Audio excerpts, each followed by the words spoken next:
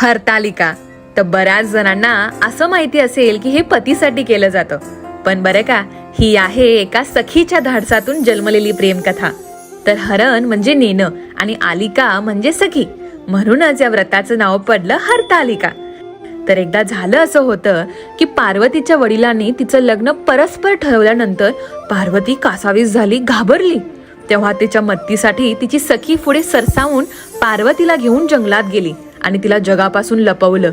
नवलच ना?